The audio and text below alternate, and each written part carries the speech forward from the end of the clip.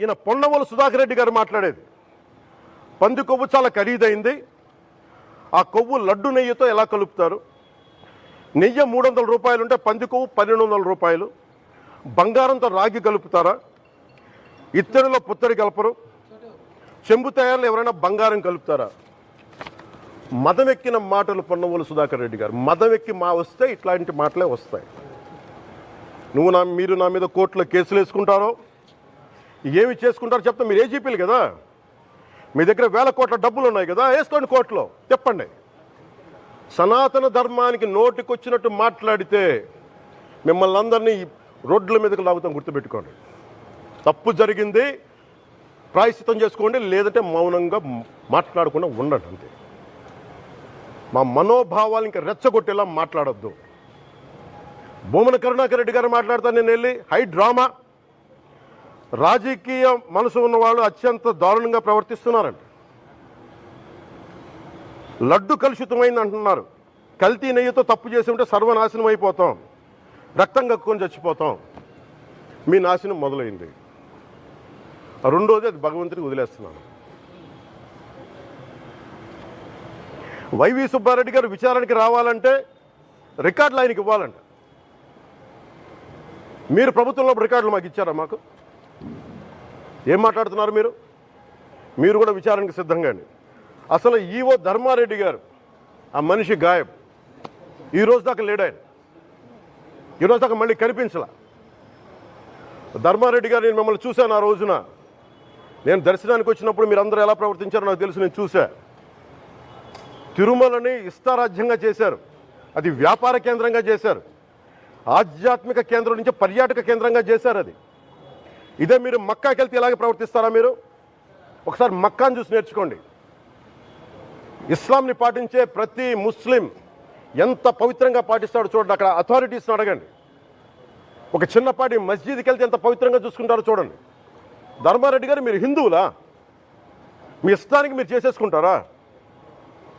మీ బిడ్డ చనిపోయాడు, చనిపోయిన కనీసం 11 రోజులు లోపలికి రాకూడదండి, ఈ లోపల వచ్చేస్తారా మీరు?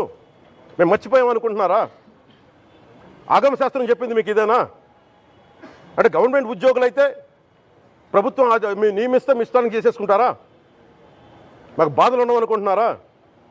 ఇదే మీరు ఒక ఇస్లాంకి చేస్తే అపచారం జరిగితే మీరు ఏం చేస్తారు? బయట రోడ్ల మీదకి వచ్చి మీరు కూర్చోబెట్టి దాన్ని పొలిటికలైజ్ చేస్తారు. మీరు పొలిటికలైజ్ చేస్తారు. నేను నిజంగా చెప్తున్నా, జగన్మోహన్ గారికి కూడా చెప్తున్నా, మీరే కనుక, నేనే కనుక సనాతన ధర్మం మీద పోరాటం చేయాలని నన్ను ఆపేవాళ్ళు ఎవరు లేరు ఈ దేశంలో, గుర్తుపెట్టుకోండి. నేను కనుక సనాతన ధర్మం కోసం నేను పోరాటం చేస్తే చచ్చిపోవడానికి సిద్ధం నేను. కానీ నేను అక్కడి దాకా తీసుకెళ్ళిన విషయాలు, దానికి నిదర్శనమే రామతీర్థాస్, రాముల వారి విగ్రహం శిరిచ్ఛేదం జరిగినప్పుడు ఒక్క మాట మాట్లాడకుండా చెప్పి కూర్చున్నాను. ఆ తెలివితేట లేక మీ ప్రభుత్వాన్ని కిందకి తీసుకొచ్చి అధాపాతాలను తొక్కినమే మాకు శక్తి లేదనుకుంటున్నావా? ఉండవనుకుంటున్నావా? కానీ మేము సమాజాన్ని కలిపి ఉంచాలని వ్యక్తులం తప్ప విడగొట్టాలని వ్యక్తులం కాదు మేము, గుర్తుపెట్టుకోండి. అలాగే ఈరోజు నుంచి ప్రజలందరికీ కూడా చెప్తున్నా, అన్ని మతాలని మేము గౌరవించేది ఈ నేల. ఒక జనసేన పార్టీ అని కాదు, తెలుగుదేశం పార్టీ అని కాదు. మీరు ఏ పార్టీలకు సంబంధించిన వైసీపీలో ఉన్న హిందువులందరూ ఏం చేస్తున్నారు? మీరందరూ పోటీ పడ్డారు కదా తిరుమలకి వెళ్ళడానికి.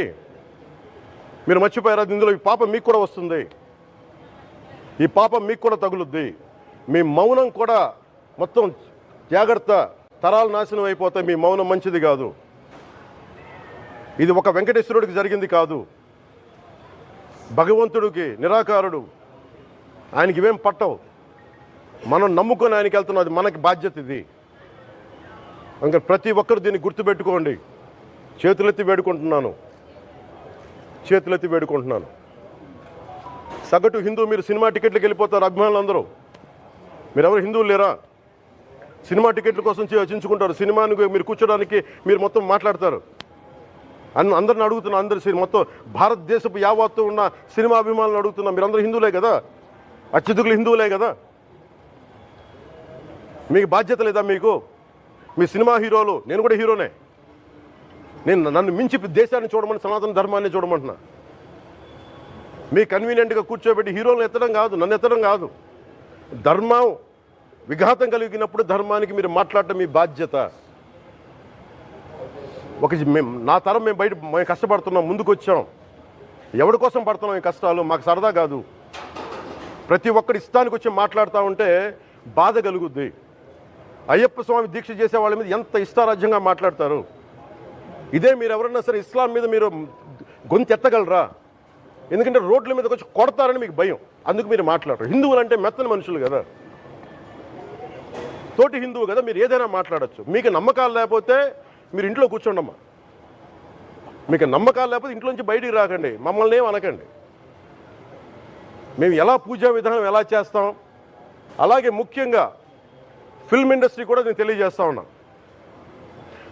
దీని మీద మీరు మాట్లాడితే మద్దతుగా మాట్లాడండి, లేదంటే మౌనంగా కూర్చోండి. అంతేగాని మీ మాధ్యమాల ద్వారా అపహాస్యం చేస్తే మటుకు ప్రజలు మిమ్మల్ని ఎవరు క్షమించరు. ఎందుకంటే చాలా డీప్ పెయిన్ ఇది. మీరు లడ్డూ మీద జోక్లు వేస్తున్నారు. నేను ఒక సినిమా ఫంక్షన్లో కూడా చూశాను. Laddu is a sensitive issue అని. Don't you ever say that. Don't